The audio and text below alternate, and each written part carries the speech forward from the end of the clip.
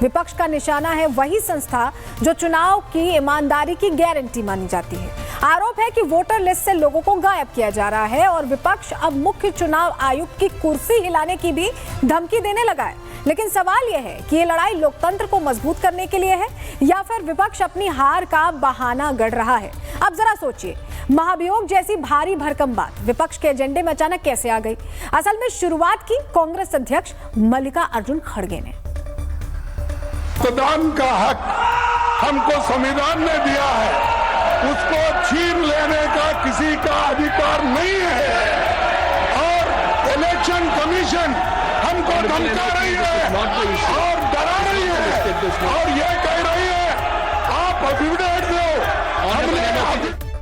शुरुआत यहां से हुई और विपक्ष फिर एक कदम और आगे बढ़ गया। सवाल पूछने से लेकर अब धमकी देने के मोड में आ गई कांग्रेस। कांग्रेस सांसद नासिर हुसैन ने तो यहां तक कह डाला कि जरूरत पड़ी तो मुख्य चुनाव आयुक्त के खिलाफ महाभियोग भी लाया जा सकता है।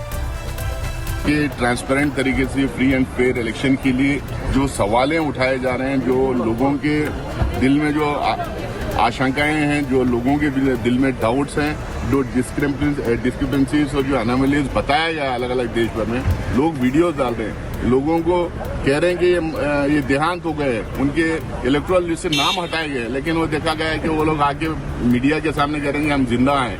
एक एक घर में 200 वोट दिखाए गए हैं। माधवपुरा बेंगलुरु सेंट्रल लोकसभा कॉन्स्टिट्यूंसी की माधवपुरा असेंबली कॉन्स्टिट्यूंसी में एक असेंबली कॉन्स्टिट्यूंसी में 1 लाख से ज्यादा वोट में फेरबदल हुआ, घपला हुआ है, उसका कोई जवाब ये देते नहीं है। अब जरा महाभियोग के गणित पर भी नजर डालिए। मुख्य चुनाव आयुक्त को हटाना क्या इतना आसान है? जवाब है नहीं। महाभियोग का शोर बस टाइम पास जैसा लगता है, मकसद बस माहौल बनाना है। कैसे, समझिए जरा। लोकसभा और राज्यसभा में देखिए विशेष बहुमत से प्रस्ताव पारित किया जाता है। हटाने का कारण दुर्व्यवहार या अक्षमता हो सकता है और इसीलिए सदन में उपस्थित सदस्यों का 2/3 बहुमत जरूरी है। 2/3 बहुमत जो विपक्ष के पास नहीं है। प्रस्ताव पारित होने के बाद राष्ट्रपति इस पर अंतिम मोहर लगाते हैं और यही प्रक्रिया सुप्रीम कोर्ट के न्यायाधीशों के महाभियोग में भी अपनाई जाती है। हकीकत यह है कि विपक्ष के पास ना तो इतने नंबर्स हैं और ना ही इतना दम। अब बीजेपी ने राहुल गांधी पर सीधा वार किया है।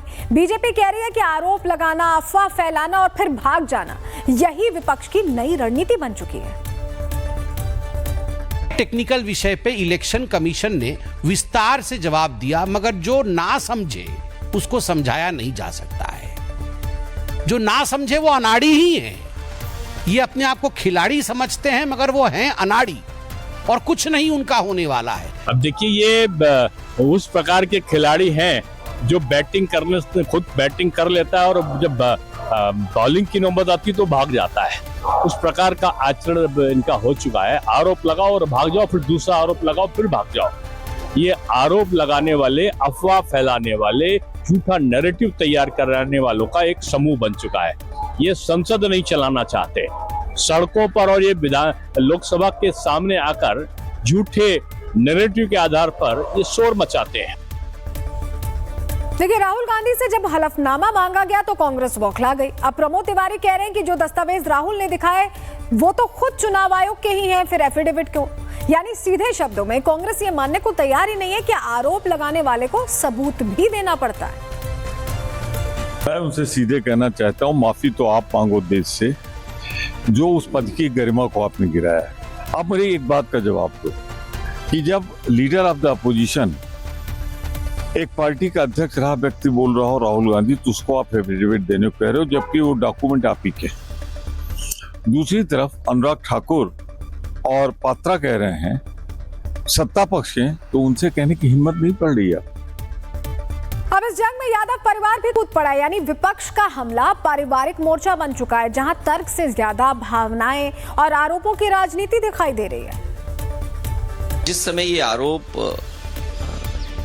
इलेक्शन कमीशन पर समाजवादी पार्टी ने लगाया था, और देखिए सोचने की बात यह है कि ये जानबूझ करके पिछड़ों का वोट काटते हैं, जिसमें भिन्न समाज, मौर्य समाज, पाल समाज, बघेल, राठौर, और शो ये करते हैं आप लोगों के माध्यम से कि पिछड़ा वोट मिल रहा है। पिछड़ों का वोट काट देते हैं लिस्ट से, चुनाव जीत लेते हैं और फिर ये शो आप लोगों के माध्यम से ये कराते हैं कि नहीं, पिछड़ा वोट उन्हें मिल रहा है। सच्चाई है कि उनका वोट डिलीट हो रहा है। मैं नहीं समझती किसी को माफ़ी मांगने का इसमें कोई सवाल उठता है, क्योंकि अगर किसी लीडर ऑपोजिशन को इस बात का ऐसा लग रहा है कि कहीं ना कहीं वोट चोरी हो रही है, तो इलेक्शन कमीशन को प्रूफ के साथ आना चाहिए कि नहीं।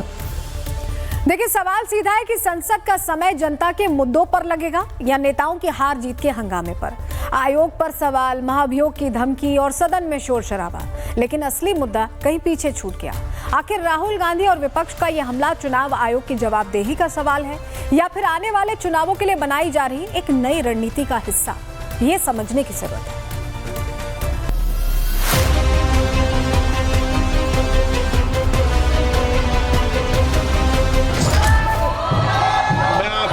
करता हूं कि आप अपनी अपनी सीट पर जाके विराजे।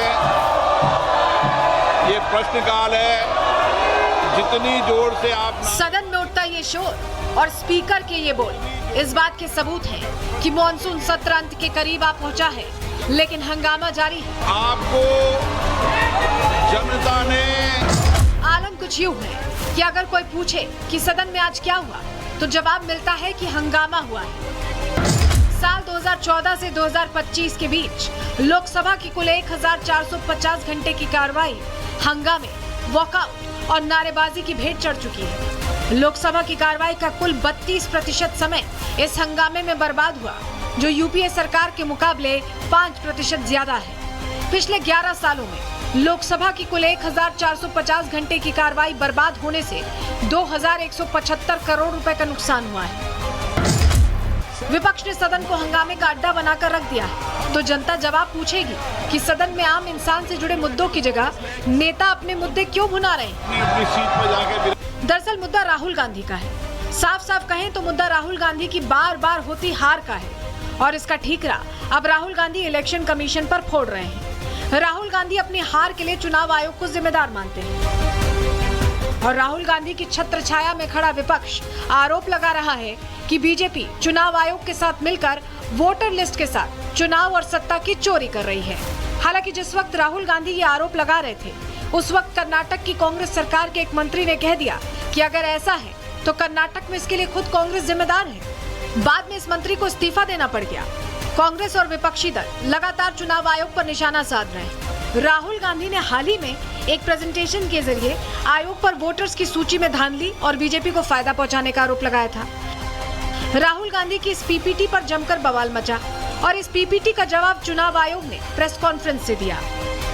चुनाव आयोग उन्हीं राजनीतिक दलों में भेदभाव कैसे कर सकता है? चुनाव आयोग के लिए न तो कोई विपक्ष है,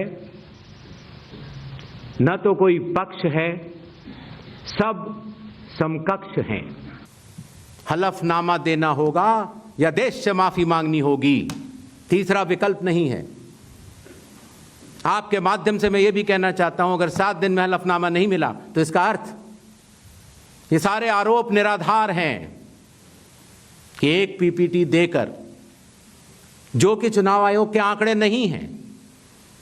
चुनाव आयोग ने मतदाता सूची जरूर दी है, लेकिन पीपीटी में गलत तरीके से एनालाइज करना, गलत आंकड़े देना और यह कहना कि पोलिंग ऑफिसर ने कहा है कि इस महिला ने 2 बार वोट दिया है, इतने संगीन विषयों पर बिना हलफनामे के चुनाव आयोग को काम नहीं करना चाहिए। ये संविधान और कानून दोनों से विरुद्ध में होगा। आयोग की पीसी देखने के बाद पूरे मामले पर विपक्षी दलों की नाराजगी और बढ़ गई। कांग्रेस अध्यक्ष मल्लिकार्जुन खड़गे ने इंडिया ब्लॉक की बैठक में प्रस्ताव रखा कि मुख्य चुनाव आयुक्त ज्ञानेश कुमार के खिलाफ महाभियोग लाने पर विचार होना चाहिए। कई दलों ने इस प्रस्ताव का समर्थन भी किया है, लेकिन अभी तक अंतिम फैसला नहीं लिया गया है। विपक्ष का कहना है कि चुनाव आयोग की कार्यशैली ठीक नहीं है। देखिए, ये तो उल्टा चोर कोतवाले को डांटने वाला काम हो गया।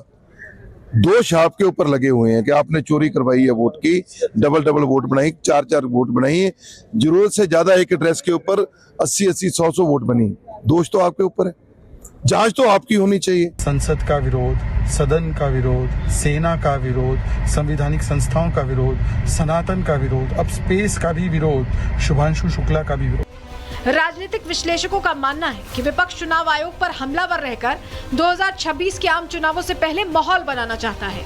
महाभियोग का मुद्दा चाहे सफल हो या ना हो, लेकिन विपक्ष इसे चुनावी नैरेटिव के तौर पर इस्तेमाल करने की ख्वाहिश रखता है। दूसरी तरफ राहुल गांधी जो आरोप लगा रहे हैं वो गंभीर है, लेकिन इनमें एक गैप भी है जो दूर से देखने पर नजर नहीं आता, लेकिन पास से इसे देखा जाए तो कई खामियां दिखती हैं। जैसे राहुल गांधी कह रहे हैं कि उन्हें वोटर लिस्ट में फर्जी वोटर्स मिले हैं, लेकिन इससे ये साबित नहीं होता कि इन सारे फर्जी वोटर्स के नाम से चुनावों में वोट डाले गए हैं। दूसरा, ये वोटर लिस्ट चुनावों से पहले ही जारी हो जाती है और हर राजनीतिक पार्टी के लिए उपलब्ध रहती है। अगर किसी क्षेत्र या सीट की वोटर लिस्ट में गड़बड़ी है तो सवाल यही है कि कांग्रेस ने इस वोटर लिस्ट की चुनावों से पहले क्यों जांच नहीं कराई। तीसरा, ये भी मुमकिन है कि 2024 के लोकसभा चुनावों में जिन 99 सीटों पर कांग्रेस के उम्मीदवार जीते, वहां भी ऐसे डुप्लीकेट वोटर्स या क्लस्टर वोटर्स हो सकते हैं। अगर ऐसा होता है तो क्या इसका मतलब ये माना जाएगा कि इन सीटों पर कांग्रेस या किसी और दल ने चुनाव चुराए हैं? असल में ये पूरा मुद्दा वोटर लिस्ट को सुधारने का है। हमारे देश में शुरुआत से ही ये समस्या रही है कि लोग कई बार एक से ज्यादा जगहों पर अपना वोट बनवा लेते हैं, या जो वोटर मर चुके होते हैं उनका नाम भी वोटर लिस्ट में मौजूद रहता है, या बिना फोटो के वोटर आईडी कार्ड बन जाते हैं। ऐसा इसलिए होता है क्योंकि चुनाव आयोग के पास इस काम के लिए अपना मैकेनिज्म नहीं है। वो हर राज्य के बीएलओ पर निर्भर करता है और कुछ जगहों पर वोटर रिवीजन के काम में इतनी लापरवाही होती है कि वोटर लिस्ट का फिल्ट्रेशन हो ही नहीं पाता। इसके अलावा जब चुनाव आयोग बिहार जैसे राज्यों में वोटर लिस्ट की गंभीरता से जांच करता भी है तो भी इस पर राजनीति होने लगती है और मुद्दे को घुमा दिया जाता है, क्योंकि ये मुद्दा राहुल गांधी जैसे नेताओं को सूट करता है। उनकी हार का सिलसिला नहीं टूटता और इसीलिए हंगामे से उनका साथ नहीं छूटता। Bureau report, Republic Bharat.